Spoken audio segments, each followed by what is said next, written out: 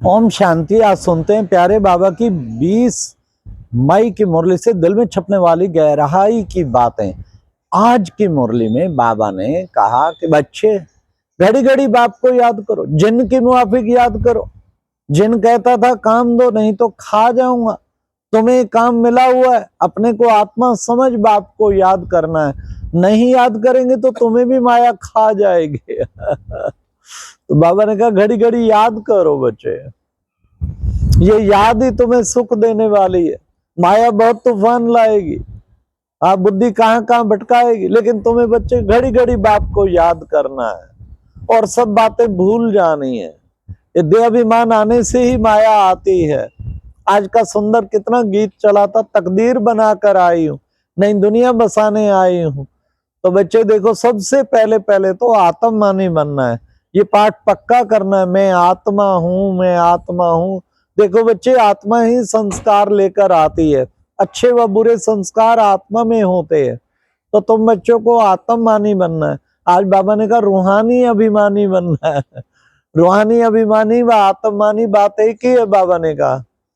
इसलिए बच्चे आत्मा देखो, कहते हैं पुण्य आत्मा पाप आत्मा, मेरी आत्मा को तंग नहीं करो। कहते हैं ना, मैं आत्मा इस शरीर द्वारा धंधा करती हूँ। तो बच्चे घड़ी घड़ी ये आत्मा की बात बुद्धि में लाओ। आज की मुरली की रेस्पेक्ट ये है, हर घंटे 10 बार तो आत्मा की बात याद आनी ही चाहिए। हाँ, तो मुरली रिवाइज करो और साथ साथ धारण करो। हर घंटे में 2 बार मुरली रिवाइज करो ताकि सारी पॉइंट याद आएंगे। फिर बाबा ने कहा मैं आता हूं सर्व की सदगति करने, तुम्हारी भी सदगति करता हूं। देखो बच्चे, मैं आके तुम्हें सुख धाम ले जाता हूँ, दुख धाम से निकाल सुख धाम ले जाता हूँ। मेरे लिए कहते हैं ना, सर्व का सदगति दाता। अब बच्चे ये वर्ड की हिस्ट्री ज्योग्राफी रिपीट होती है, बड़ी सिंपल है वर्ड की हिस्ट्री ज्योग्राफी बच्चे। अब तुम्हारे 84 जन्म पूरे होते हैं। अच्छा बच्चे, अंत के टाइम देखो, कहते हैं ना ब्रह्मा का दिन ब्रह्मा की रात। अब ब्रह्मा कोई अकेला थोड़ी था, ब्राह्मण भी थे, ब्राह्मणों का भी दिन तो ब्राह्मणों की भी रात। लास्ट में बहुत थोड़े जन्म लेते, कोई 2-4 जन्म लेते, मच्छरों सदृश आते और खत्म हो जाते। तो बच्चे, तुम कितने भाग्यशाली जो पूरे 84 जन्म पार्ट बजाते हो। तो बाबा ने कहा चित्रों पर समझाना बहुत सहज है, तुम चित्रों पर सबको समझाओ।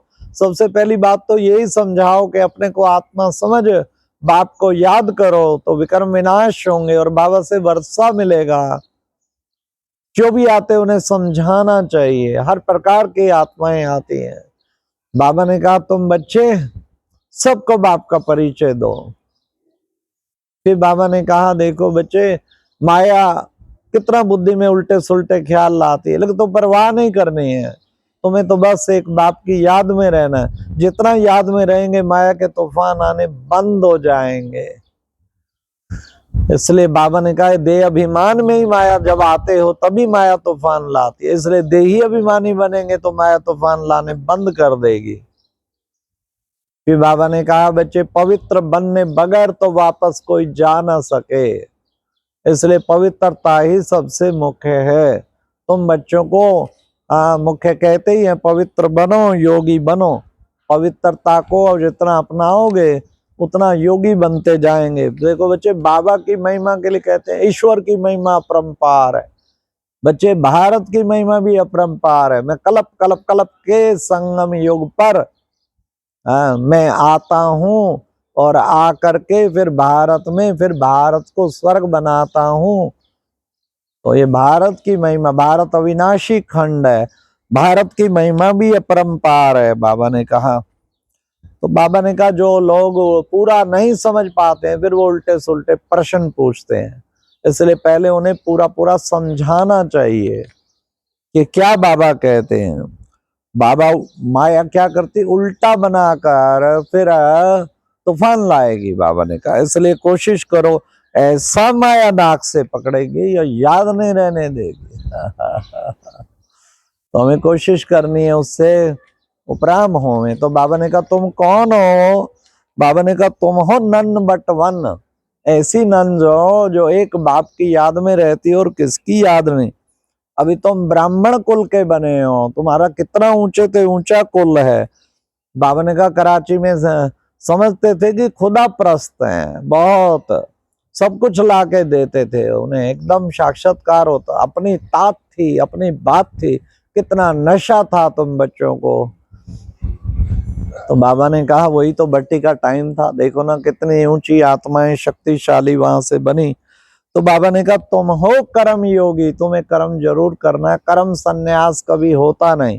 कर्म संन्यास होता है जब आत्माएं परम धाम में जाती हैं, वहां कर्मेंद्रिया ही नहीं तो कर्म कहाँ से होगा, वहां कर्म संन्यास होता है। तो अब बाबा आए हैं तुम सबको वापस ले जाने के लिए, वहीं से आके तुम पाठ बजाते हो। बाबा ने कहा कि देखो बच्चे, कोई मरता है कहते हैं स्वर्गवासी हुआ, वास्तव में स्वर्ग और नरक तो यहीं पर ही हैं। अब तुम उसके संगम पर हो। हाथम ताई का खेल दिखाते हैं, मूलरा डाल दो, माया तंग करे तो बच्चे तुम बाप की याद का मूलरा डालो तो फिर तूफान कम हो जाएंगे। फिर बाबा ने कहा जितना बाप को याद करेंगे तुम्हारे पाप कटते जाएंगे, इसलिए विक्रम विनाश होंगे। नक्शल में कहते हैं अपने को आत्मा समझ बाप को याद करो। कोई वीके है कहलाते लेकिन बाप को याद नहीं करते तो क्या फायदा हुआ बीके बनने का। बीके कहला के बाप को याद जरूर करना चाहिए।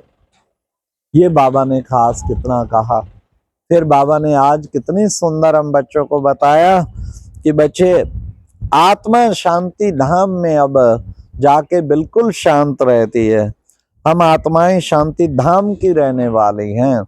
बाप आकर के अब हमें दुर्गति से सदगति में ले जाते और शांति धाम में ले जाते। अटल शांति, अटल सुख इस वक्त तुम बच्चों को मिलता है। फिर बाबा ने कहा बच्चे देखो जिन बनकर बाबा को याद करते रहो। फिर बाबा ने कहा सतयुग में सुख धाम, सतयुग में बच्चे हैं ही सारे पावन, वहां कोई गुरु गुसाई आदि होते नहीं। सतयुग का सदगति का वर्षा 21 जन्म के लिए पाते हैं।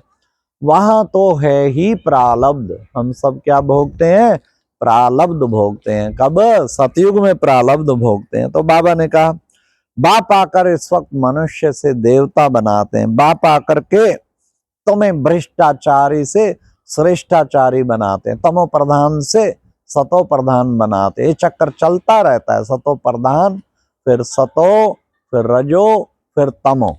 इसलिए बच्चे अभी तुम्हें मनुष्य ये चक्र को बुद्धि में रखना है। चक्कर फिर भी ये सहज है, याद है मुश्किल, याद पूरा निरंतर रहनी चाहिए।